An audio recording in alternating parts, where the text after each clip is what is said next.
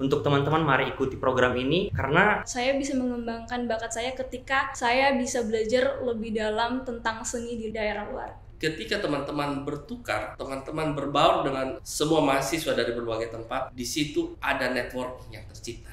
ini salah satu program yang wajib banget harus diikuti.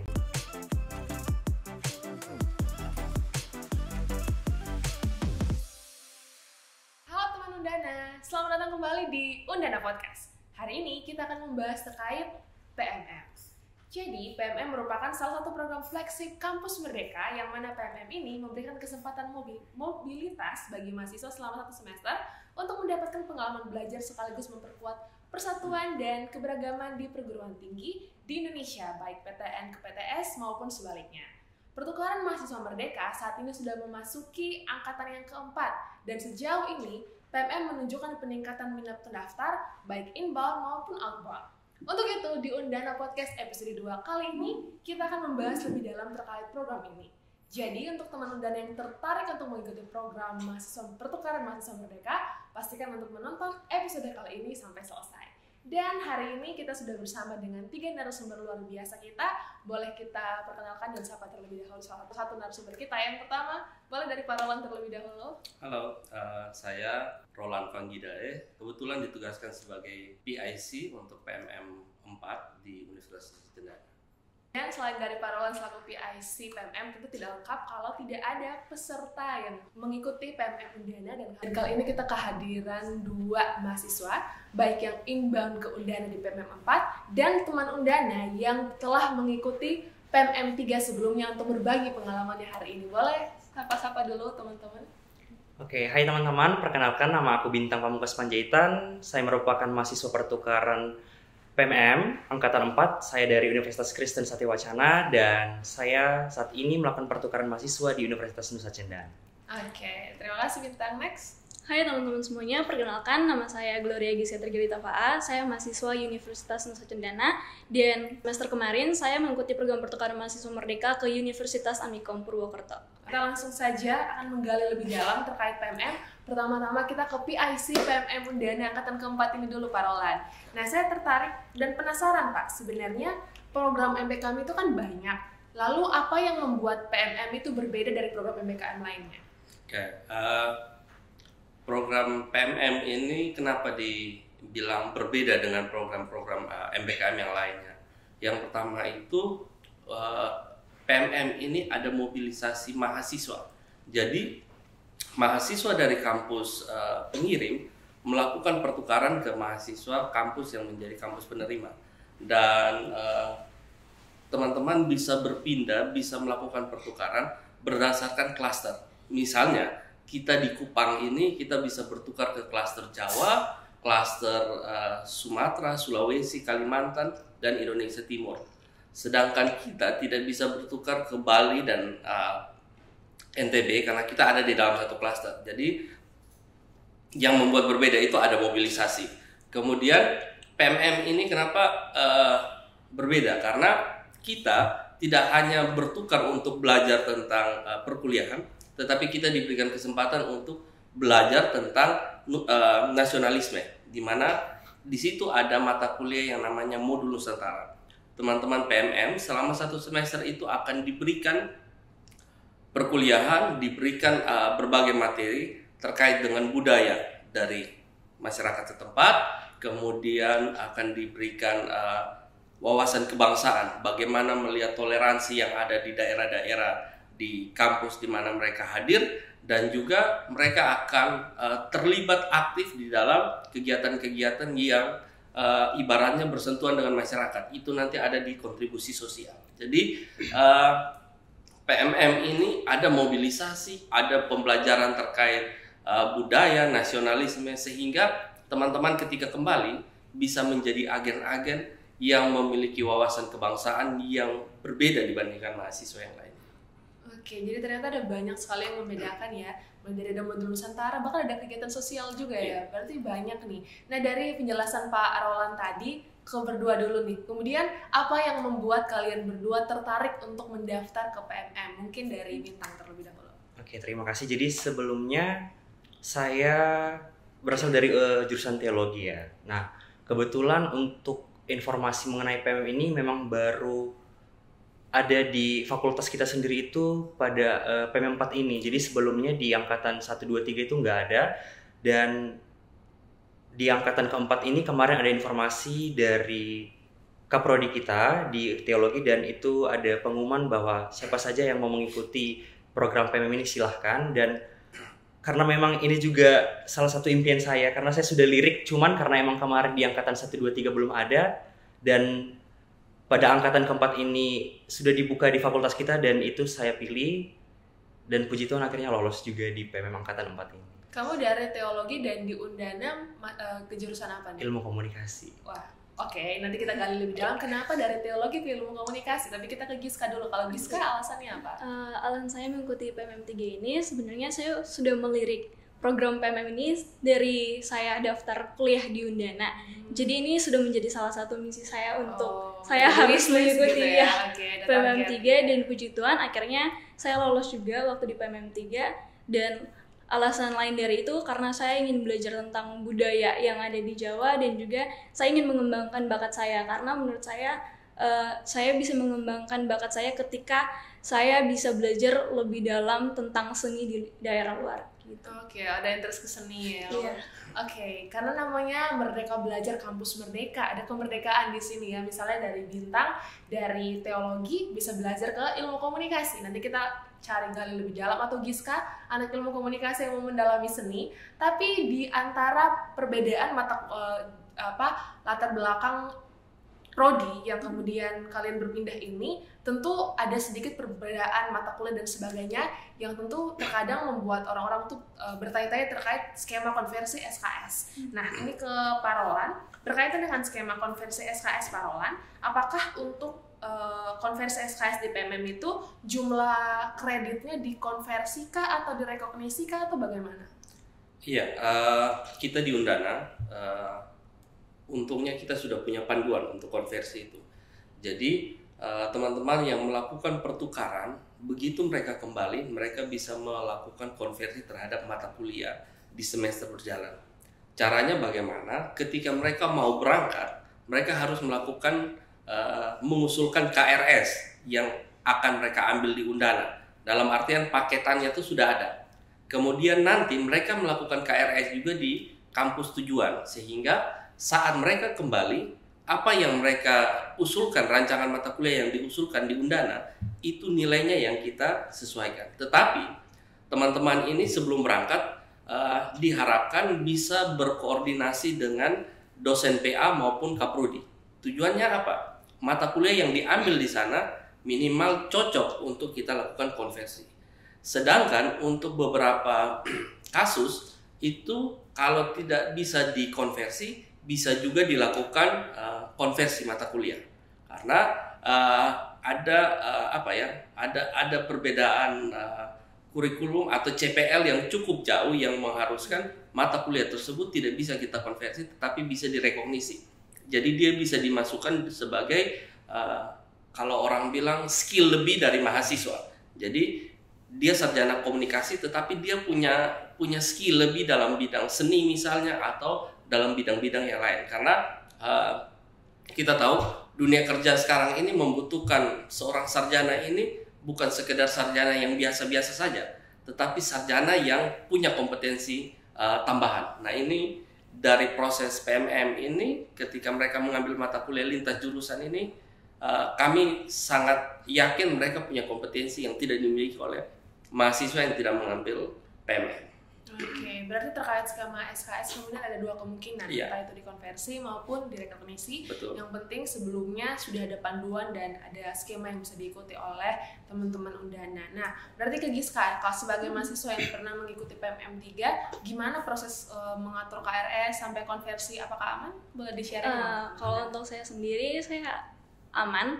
Untuk aturannya itu saya mengikuti tata yang sudah ada, dan ketika saya pergi ke sana saya juga sempat mengalami sedikit kesulitan di mana mata kuliah yang sudah tercantum di laman itu ternyata ada perubahan kurikulum di kampus tersebut, sehingga saya harus berkomunikasi juga dengan dosen PA dan juga Kaprodi, Dan ketika saya sudah melakukan komunikasi dan akhirnya disetujui juga, dan setelah itu sudah selesai, urusan saya sudah beres kayak gitu untuk konversi mata kuliahnya. Berarti ada juga probabilitas untuk tiba-tiba mata kuliah yang ditawarkan di laman kampus mereka itu tiba-tiba berubah ya, iya, di betul. lokasi. Tapi penting untuk terus mengkomunikasikan itu dengan kampus asal kita ya. Iya, betul. Oke, sekarang ke Bintang. Ini yang dari tadi saya penasaran. Dari teologi, kenapa kemudian memilih kampus Undana dan juga jurusan ilmu komunikasi? Oke, baik. Yang pertama mungkin kenapa pilih Undana ya. Oke. Nah, kebetulan kan saya kuliahnya itu di Universitas Kristen Satya-Wacana, dan which is di sana itu banyak banget teman-teman yang dari timur, khususnya NTT, dan awalnya itu saya tanya-tanya dulu kan sama mereka gimana sih situasi di Kupang itu, terus cara hidup mereka gimana, kebudayaannya gimana, dan ternyata itu yang membuat saya tertarik untuk bisa ada keinginan untuk ke Kupang, dan ternyata Tuhan kasih jalan itu melalui PMM ini, dan itu kenapa pada saat saya tahu bahwa pada angkatan PMM keempat ini Undana sebagai PT penerima, dan itu akhirnya saya memutuskan untuk memilih PMM 4 ini di Undana, dan puji Tuhan lolos juga di sini. Dan kenapa saya pilih ilmu komunikasi?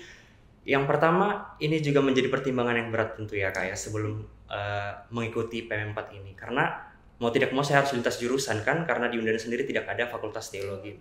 Nah, awalnya itu memang saya memilih ambil di prodi bimbingan konseling, karena memang beberapa mata kuliah di teologi itu berkaitan dengan pendampingan dan konseling. Akan tetapi setelah melalui komunikasi dengan Kaprodi, terus Kaprodi juga sampaikan ternyata ada beberapa mata kuliah yang kamu bisa ambil di ilmu komunikasi, karena memang teologi itu sendiri juga ilmu yang berkaitan dengan cara kita berkomunikasi dengan jemaat, dengan orang-orang yang ada di sekitar kita. Dan setelah saya juga lihat di laman PMM mata kuliah yang tersedia di Undana, dan juga saya komunikasikan ke Kaprodi dan Kaprodi setuju, maka saya boleh ambil di ilmu komunikasi, dan juga ada 2 mata kuliah di bimbingan konseling. Dan itu kenapa akhirnya saya memilih ilmu komunikasi dan juga 2 mata kuliah di bimbingan konseling. Oke, berarti kalau boleh ditarik kesimpulan dari 2 teman Undana ini, kesimpulannya adalah penting untuk terus mengkomunikasikan terkait konversi ini dengan pihak kampus masing-masing ya. Oke, thank you Bintang dan Giska. Kembali lagi ke Pak Roland. Tadi sempat di-mention terkait modul Nusantara nih Pak Roland. Tentunya teman Undana juga pasti penasaran apa saja sih benefit yang bisa didapatkan ketika kita mengikuti PMM. Kalau yang sependek pengetahuan saya adalah ketika kita mengikuti PMM itu ada pengakuan modul Nusantara sebagai nilai KKN. Nah, ini benar atau tidak Pak bahwasannya mahasiswa PMM itu bisa dibebaskan dari KKN? Selain dari itu, kalau memang benar ada apa-apa, ada benefit lain sih dari mengikuti PMM? Oke. Kalau sesuai panduan PMM itu tidak mengatur modul Nusantara bisa menggantikan KKN. Itu secara panduan. Tetapi di dalam pelaksanaan, keputusan untuk konversi itu ada di prodi. Sehingga ketika prodi melihat aktivitas ini sudah menjawab apa yang sudah menjadi tuntutan di dalam proses KKN, maka prodi punya hak untuk melakukan konversi dengan cara mahasiswa memberikan laporan dia ketika melaksanakan kegiatan modul Nusantara, di mana di situ ada kegiatan-kegiatan refleksi, kegiatan-kegiatan terkait dengan kebinekaan. Kemudian yang menjadi poin penting itu adalah kontribusi sosial. Bagaimana mahasiswa melakukan kegiatan-kegiatan yang menjawab atau menjadi solusi bagi persoalan yang ada di masyarakat. Nah, beberapa prodi di Undana akhirnya memakai cara ini untuk mengkonversi nilai modul Nusantara untuk mengganti KKN. Tetapi yang saya mau garis bawahi bahwa kalau dari sisi panduan dia tidak mengatur itu. Keleluasaan untuk melakukan konversi itu ada di prodi. Nah, ini yang perlu kita luruskan. Jadi memang bisa, tetapi itu tergantung dari prodi kembali. Beberapa prodi di Undana saya tahu sudah melakukan hal itu karena mereka melihat CPL dari modul Nusantara maupun CPL dari KKN. Oke, berarti selain dari modul Nusantara yang bisa disesuaikan untuk KKN di prodi masing-masing, ada benefit apa lagi nih Pak untuk anak-anak PMM? Kalau berbicara tentang modul Nusantara ya, benefit yang teman-teman akan dapatkan itu yang pertama seperti yang Bintang sampaikan tadi. Mereka akan belajar tentang budaya masyarakat setempat. Kita tahu NTT ini punya banyak etnis. Kita bergeser sedikit dari Kota Kupang itu budayanya sudah berbeda. bergeser lagi dari Kabupaten Kupang itu sudah budaya berbeda. Ini akan menjadi salah satu benefit yang tidak didapatkan ketika teman-teman melakukan pertukaran di misalnya Jawa dan lain sebagainya. NTT kaya akan budaya. Tenunan misalnya, teman-teman akan melihat proses orang menenun, dan bahkan di situ mereka tidak hanya lihat prosesnya, memahami dengan baik filosofi dari setiap tenunan itu dari sisi budaya. Kemudian teman-teman juga akan mendapatkan benefit berkenalan dengan berbagai tokoh inspiratif yang ada di daerah setempat.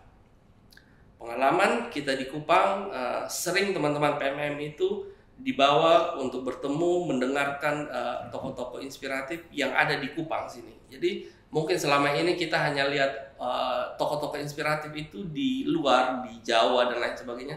Ternyata di Kupang banyak orang yang punya kontribusi terhadap masyarakat dan bisa menjadi contoh yang baik.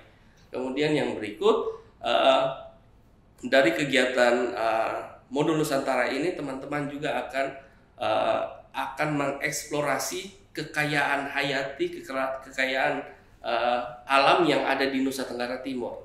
Kita tahu NTT ini kan yang menjadi lokomotif pembangunan adalah pariwisata. Semua tempat di NTT ini akan menjadi destinasi-destinasi teman-teman untuk melakukan eksplorasi. Pengalaman di PMM 2 itu ada kelompok, ada sekitar 3 sampai 4 kelompok, mereka langsung berkunjung ke rumah pengasingannya Bung Karno.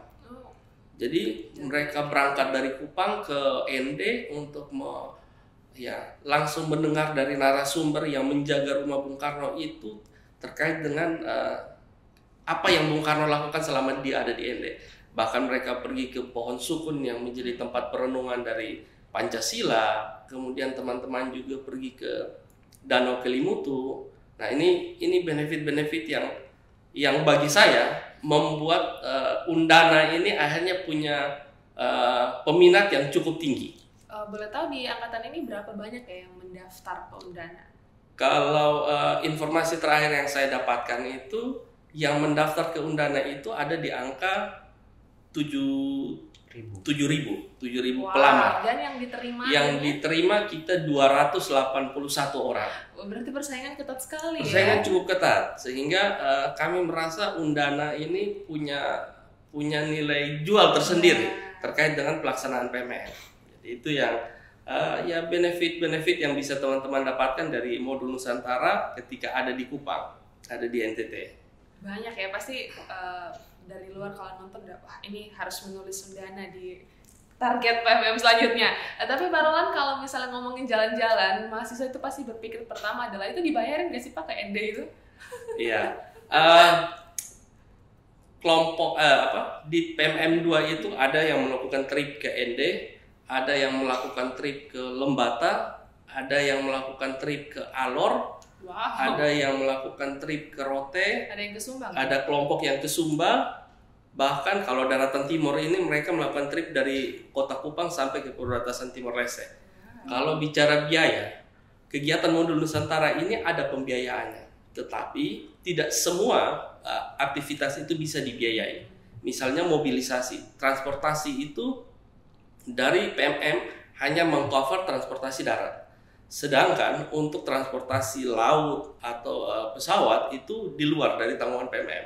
Tetapi pengalaman saya, justru teman-teman itu mau berkorban untuk menikmati kekayaan alam yang ada di NTT. Jadi ada yang di cover, ada juga yang mereka menggunakan biaya sendiri. Oke, nah sekarang ke Bintang nih. Apakah hal-hal yang disampaikan Pak Roland tadi soal jalan-jalan keliling NTT menjadi salah satu motivasi kamu ke Undana, Bintang?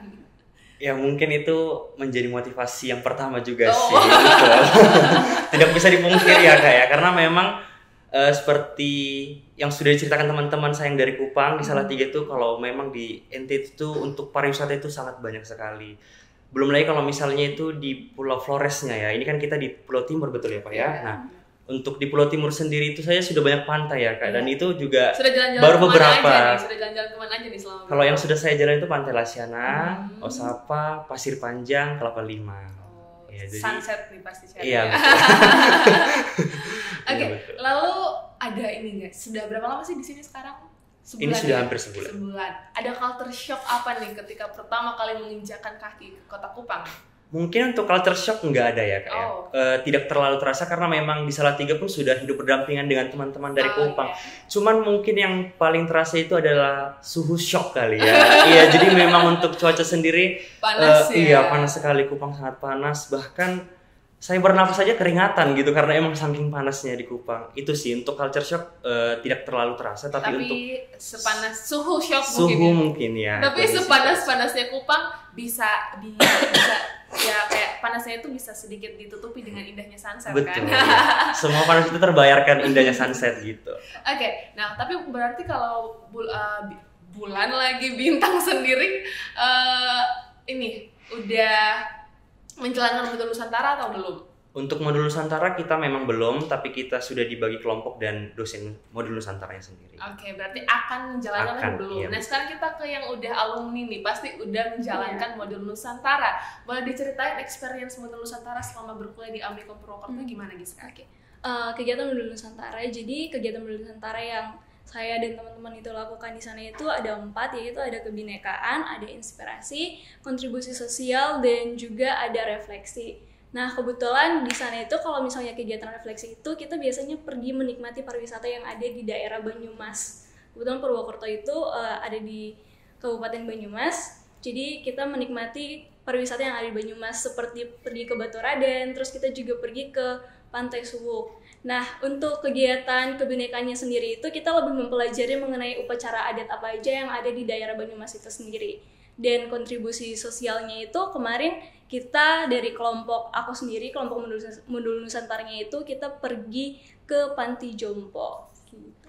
Dan untuk kegiatan inspirasinya kita dipanggil tokoh-tokoh inspiratif di sana untuk lebih memberikan kita motivasi dalam mengikuti pembelajaran aja di kampus gitu. Oke, pertanyaan yang sama seperti Bintang. Kalau Bintang datang ke sini, kamu keluar, ada culture shock apa nih waktu pertama kali? Waktu pertama kali aku pergi ke Purwokerto itu culture shock pertama itu adalah di sana aku banyak sekali menemukan rumah-rumah dengan jendela terbalik. Oh ya? Iya. Jadi rumah-rumah dengan jendela terbalik itu aku tanya alasannya kenapa, agar tidak ada maling yang masuk kayak gitu.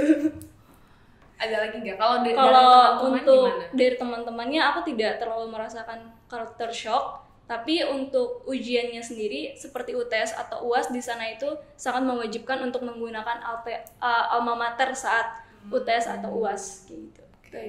Nah tapi yang ini juga mau diulik lebih dalam dari kalian berdua. Tentu kan kita kesana tidak cuma belajar, tidak cuma melihat pariwisata, tidak cuma asik-asik modul Nusantara. Kita juga di sana pasti ketemu teman baru, khususnya teman-teman mahasiswa. Dan tentu bertemu orang baru itu tidak segampang itu langsung dekat, langsung berteman gitu ya. Kalau kalian berdua gimana sampai bertemu orang baru? Dari Giska dulu nih, karena biasanya ada stereotip kalau orang-orang NTT itu gimana-gimana. Jadi biasanya kita begitu agak susah tuh untuk berbaur dengan teman-teman di Jawa gitu. Kalau dari Giska gimana? Kalau dari aku sendiri jujur waktu seminggu pertama sampai di sana aku juga susah untuk beradaptasi dengan teman-teman di sana. Jadi aku cenderungnya tuh diam. Tapi aku berpikir lagi kalau misalnya aku diam terus di sana aku nggak akan dapat apa-apa gitu. Jadi aku mencoba untuk membuka diri aku dengan teman-teman, mencoba untuk mendekati mereka dan berteman dengan mereka, dan ternyata mereka juga welcome dengan kita. Jadi dari situ aku bisa mendapatkan relasi yang lumayan banyak di sana. Dan kerennya kemarin itu kan kalau misalnya akhir PMM akan ada acara pelepasan gitu ya. Dan kalau tidak salah Giska itu jadi bintang sekali di acara itu. Boleh diceritain dulu kan Giska dengan pakai letrotenya tuh jadi bintang banget di sana. Jadi kebetulan waktu aku pergi ke Universitas Amikom Purwokerto, aku bukan salah satu, tapi aku satu-satunya anak dari Nusa Tenggara Timur yang ke sana gitu. Jadi ketika aku ke sana, aku pas acara penyambutan itu juga menggunakan pakaian adat Rote, dan dari situ mereka sudah mulai lirik-lirik aku nih gitu. Unik gitu ya? Iya unik, mereka bilang pakaian adat aku tuh unik. Dan waktu pelepasan kemarin, penutupan acara itu aku tampil beberapa penampilan, seperti aku musikalisasi puisi, terus aku baca puisi juga, dan ada fashion show juga. Nah yang fashion show itu yang buat pecah banget, tapi aku betul-betul nggak berekspektasi akan sepecah itu ketika waktu keluar dari panggung dan berjalan di atas stage itu teman-teman semua udah langsung heboh gitu. Kamunya gimana tuh? Hebohnya kayak Giska gitu. Dan itu buat aku kayak aduh kok banyak banget gitu. Itu aja sih. Berarti pada akhirnya sukses ya di Sukses sana di ya. sana. Kalau Bintang gimana di sini? Susah nggak sih berteman sama anak-anak NTT, anak-anak Kupang gitu? Ya, mungkin kalau untuk menjalin relasi gitu ya, pertemanan, saya bersyukur saya ambil di ilmu komunikasi. Jadi memang teman-teman di ilmu komunikasi itu sangat-sangat welcome dengan Ayo masuk kita. Diko. Iya benar. Jadi memang untuk pertemanan sendiri saya tidak merasa kesulitan karena bagi saya orang-orang Kupang, NTT itu sangat-sangat ramah. Jadi mereka di luar yang welcome dengan kita, mereka sapa kita di luar. Jadi kita nggak ngerasa kesulitan untuk membangun sebuah relasi gitu. Jadi ketika kita misalnya kayak kita baru masuk dalam kelas, mereka yang langsung kenalan, oh kamu anak PMM ya, kenalin nama aku ini. Nah di situ juga kita kayak merasa oh ya kita diterima gitu. Masa kita nggak mau buka diri dengan mereka gitu. Jadi untuk membangun pertemanan, relasi itu sangat mudah sih. Oke, berarti ini catatan baik untuk teman Undana di prodi manapun yang menonton Undana Podcast episode ini, pertahankan itu ya, bahwa kita terus menerima teman-teman PMM yang datang ke Undana. Nah, kita kembali lagi ke Pak Roland. Ini yang lebih dalam soal Undana. Ternyata memang banyak dengan 7.000 lebih pendaftar yang tertarik. Saya kemudian penasaran apa sih sebenarnya yang bisa membuat sebuah universitas itu bisa menjadi host uni gitu. Jadi kayak gimana sampai Undana bisa mendaftarkan diri untuk menjadi universitas yang menerima mahasiswa. Karena kalau berkaca ke belakang PMM 3 kemarin kita sempat berhenti sejenak untuk tidak menjadi host uni. Itu kenapa tuh Pak? Untuk satu perguruan tinggi menjadi perguruan tinggi penerima itu kita melakukan seleksi, memasukkan proposal terkait dengan perguruan tinggi itu. Kita menawarkan kurikulumnya seperti apa, kemudian kesiapan kita untuk menjadi tuan rumah itu apa saja yang kita miliki, kemudian kurikulum terkait dengan modul Nusantara. Ini hal-hal yang harus kita kompetisikan, kita tawarkan melalui proposal. Kemudian nanti kami dari tim pengelola akan diinterview oleh panitia pusat, dan setelah diinterview baru kita dinyatakan sebagai perguruan tinggi penerima. Dan untuk tahun ini ada sekitar 100 lebih saja perguruan tinggi yang menjadi perguruan tinggi penerima. Kalau kita flashback ke PMM 3, kenapa Undana tidak menjadi perguruan tinggi penerima? Di PMM 2 kita juga begitu banyak peminat, tapi PMM 3 kita off dan PMM 4 kita kembali lagi. Di PMM 3 itu memang ada beberapa pertimbangan yang membuat kita melakukan evaluasi. Mahasiswa datang, kita memobilisasi, ini juga satu hal yang perlu kita siapkan dengan matang. Teman-teman bayangkan 280 orang, bahkan 200-an lah, tiba di bandara dalam waktu yang sama. Kita harus memobilisasi mereka dari bandara ke penginapan masing-masing, itu membutuhkan energi yang lebih. Bahkan kami begadang sampai tengah malam. Kemudian ketika memobilisasi juga kita harus cari kos-kosan, pemondokan. Selain rusunawa yang kita punya, kita harus cari pemondokan yang nyaman bagi teman-teman PMM itu. Itu juga pertimbangan. Kemudian yang lebih teknis lagi, di PMM 3 kenapa kita off? Kita juga membenahi untuk berbagai sistem yang ada di dalam. Mulai dari sistem KRS, kemudian bagaimana rekognisi, konversi, itu semua kita tata dengan baik, baru kita kembali lagi aktif. Jadi ketika teman-teman datang, sistem aplikasi untuk akademik, misalnya si Adik Nona sudah berjalan, kemudian mekanisme konversi untuk teman-teman yang keluar juga sudah ada, dan SOP sudah disusun oleh LP3M sehingga proses ini lebih berjalan dengan baik. Jadi banyak hal yang kami pertimbangkan sehingga ketika di PMM 3 kami hanya berkompetisi untuk mengirimkan mahasiswa Undana keluar. Kita tidak menerima mahasiswa dari luar masuk ke dalam. Biar kita benahi dulu, kita terima lagi di PMM 4 ini.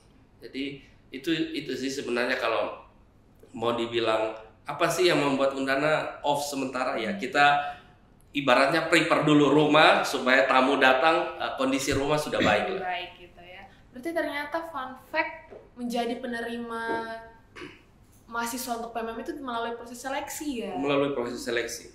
Tidak semua perguruan tinggi diberikan kesempatan karena melihat dari kesiapan perguruan tinggi itu. Oke, berarti apresiasi untuk Undana yang keren bisa 3 kali menjadi host uni untuk PMM. Nah, sedikit lagi ke belakang kita ke Bintang lagi soal modul Nusantara tadi memang belum berjalan ya. Tapi tadi sempat di-mention kalau sudah membentuk kelompok-kelompok dan saya tuh dengar bisikan tetangga kamu itu kepala suku ya. Iya, betul. Gimana tuh sampai bisa jadi kepala suku dan apa sih tugas seorang kepala suku? Giska kepala suku atau bukan di sana? Bukan. Oke, berarti Bintang dulu Iya, cerita baik. experience jadi kepala suku dan tugasnya apa sih kepala suku? Unik banget namanya kepala suku. Jadi memang untuk di program pertukaran mahasiswa itu sendiri ada yang namanya kepala suku dan wakil kepala suku.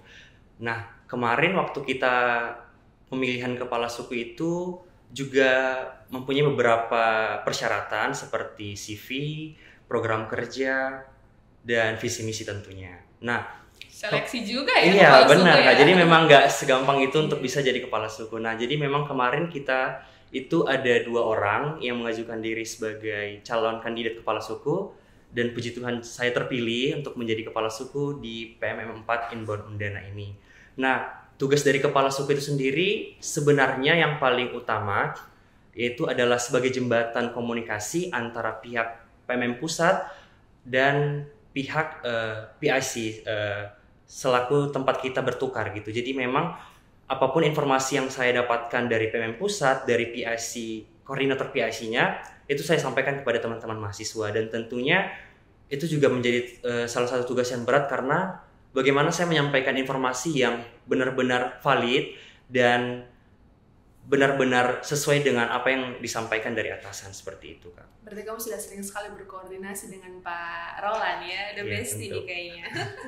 Oke, ternyata udah jauh banget kita berdiskusi teman Undana terkait PMM, terkait benefit, syarat-syarat, dan banyak hal yang bisa teman-teman Undana persiapkan. Informasi ini adalah informasi sangat penting untuk teman-teman dengarkan. Sekarang kita hampir ada di akhir segmen untuk episode kali ini. Mungkin dari masing-masing boleh dong ceritain ke teman Undana satu alasan yang membuat teman Undana harus daftar PMM. Dari Giska dulu nih. Oke, satu alasan kenapa teman-teman Undana harus mendaftar PMM karena pastinya satu alasan itu adalah ketika teman-teman bisa keluar dari zona nyaman teman-teman akan mendapatkan berbagai banyak benefit ke dalam diri teman-teman. Oke, nice. Boleh dari Bintang? Ya, jadi buat untuk semua teman-teman yang belum mengikuti program pertukaran mahasiswa ini, saya hanya mau sampaikan bahwa karena ini juga tahun politik ya Kak ya, dan kita juga akan melakukan pergantian tentunya, dan siapa tahu nanti program ini akan dilanjutkan.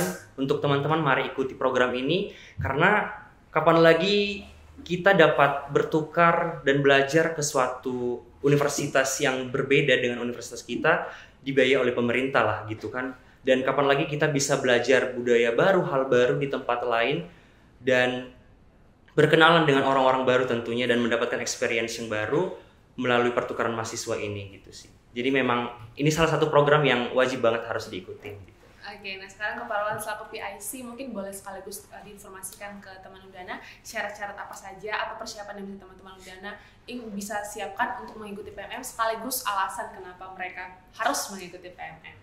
Iya, kalau syarat-syarat untuk teman-teman bisa ikut PMM itu kita bisa lihat di website resmi dari PMM. Intinya teman-teman ada di semester 3, 6, 7 itu untuk di semester ganjil, tetapi ganjil. Kemudian sekarang ini PMM dilakukan di semester genap. Sehingga yang bisa bertukar itu adalah 4, 6, dan 8. Nah, itu syarat yang paling utama. Kemudian yang berikut adalah IPK. IPK juga menjadi salah satu syarat ketika teman-teman mendaftar. Tetapi ada syarat administrasi yang perlu teman-teman penuhi. KTP, banyak teman-teman Undana itu yang gagal karena KTP. Karena ternyata kita belum care tentang administrasi kependudukan kita dengan baik. Kemudian kita juga banyak yang gagal itu karena BPJS. Kita tidak memiliki BPJS. Teman-teman yang bertukar ini semua biaya kesehatan itu di cover. cara cover pemerintah itu melalui BPJS Kesehatan ini. Jadi wajib untuk teman-teman memiliki BPJS. Dan yang paling terakhir, syarat administrasi yang harus dipenuhi itu adalah izin orang tua. Ini menjadi penting karena teman-teman bertukar ini mobilisasi perpindahan selama 1 semester dari tempat asal ke daerah yang mungkin belum pernah teman-teman datang. Nah, ini izin dari orang tua menjadi sangat penting untuk teman-teman ada di sini. Sehingga kalau dari saya sebagai pengelola PMM 4 di Undana, pesan saya untuk teman-teman yang mau mendaftar atau yang mau datang untuk bertukar di Undana, PMM ini menjamin teman-teman untuk melakukan pertukaran dalam konteks akademik, bertukar untuk melakukan pembelajaran. PMM juga memberikan jaminan untuk teman-teman mengeksplorasi kekayaan budaya, kehidupan kebinekaan maupun alam dari suatu daerah. Tetapi dari PMM ini teman-teman, satu yang tidak bisa kita pungkiri, ketika teman-teman bertukar, teman-teman berbaur dengan semua mahasiswa dari berbagai tempat, di situ ada networking yang tercipta. Sesuai dengan tagline PMM, bertukar sementara, bermakna selamanya. Itu yang akhirnya membuat teman-teman yang PMM itu begitu pulang, ada banyak cerita yang tidak bisa tidak cukup waktu untuk mereka menceritakan. Kalau bahasa gaulnya sulit move on dari PMM. Bener sulit move on, Giska? Betul Oke, sekali. terkonfirmasi berarti. Oke, udah itu ya Pak Roland. Oke, nah sebelum terakhir dari segala sesuatunya, karena ini kita menerima tuan rumah nih di sini Bintang. Tadi juga Bintang sempat mention karena kita ada di tahun-tahun politik ya, sebentar lagi akan berganti pemimpin kita. Tapi harapannya PMM ini program yang baik dan untuk dilanjutkan ya, khususnya semua program Kampus Merdeka. Tapi jauh sebelum kita membahas itu, karena kamu ada di Undana sekarang, apa sih saran dari Bintang untuk Undana? Kebetulan ada Pak Roland sebagai PIC-nya. Saran dari Bintang untuk Undana sebagai host unit nih apa gitu? Dan harapannya untuk Undana juga apa gitu? Oke, jadi memang kalau untuk saran buat Undana sendiri, yang saya alami ya ini berdasarkan based on real story ya benar ya, selama sebulan di Undana, mungkin dari fasilitas ruangan kelas kali ya Kak ya. Dan di sini tuh kita setiap kelas itu sudah punya AC, tapi itu nggak nyala gitu. Dan itu ini tolong ya Pak Roland sampaikan. Karena ini memang bayangkan aja ketika kita belajar dan kita itu merasa kepanasan. Jadi saya jujur, saya itu selama di kelas itu cuma kipas-kipas aja, karena memang dengan ruangan yang tidak terlalu lebar tapi diisi dengan mahasiswa yang banyak, sementara tidak ada pertukaran udara gitu, tidak ada kipas, tidak ada AC, dan itu membuat saya cukup kesulitan untuk menerima pelajaran karena di samping saya harus belajar, saya juga kepanasan gitu. Jadi susah untuk balance antara fokusnya susah dapat gitu sih Kak. Mungkin itu aja sih yang menjadi saran saya untuk Undana, fasilitas untuk belajar aja gitu ya. Dan mungkin wifi kali ya Kak ya, karena yang namanya mahasiswa ya Pak ya, kita juga butuh sekali wifi karena memang tidak dapat dipungkiri bahwa saat ini kita hidup dengan gadget ya kan Kak, mana-mana kita pakai gadget. Dan anak kos kan kalau sudah sampai di kampus itu apalagi ketemu wifi kan maunya pakai wifi gitu ya. Dan harapannya semoga kita juga sebagai mahasiswa khususnya pendatang ke sini bisa merasakan fasilitas wifi itu sendiri. Dan harapannya untuk Undana, semoga apabila program PMM ini berlanjut, Undana tetap menjadi tuan rumah yang welcome dengan kita mahasiswa pendatang, dan terus berbenah untuk lebih baik dan menjadi saluran berkat bagi sebanyak orang tentunya. Oke, terima kasih banyak ya, keren banget ya. Dan itulah teman Undana, kita sudah sampai di akhir segmen untuk episode 2 Undana Podcast. Sudah banyak hal yang kita pelajari, kita sharing bersama di Undana Podcast episode 2 hari ini. Dan harapannya kalau memang nanti program PMM dibuka, kita sama-sama boleh mempersiapkan diri dengan matang untuk sama-sama ambil bagian dari salah satu jenis program dari Kampus Merdeka. Closing untuk episode ini boleh sama-sama kita jargonnya PMM ya, bersama bertiga ini ya. PMM Bertukar sementara bermakna selamanya. Oke,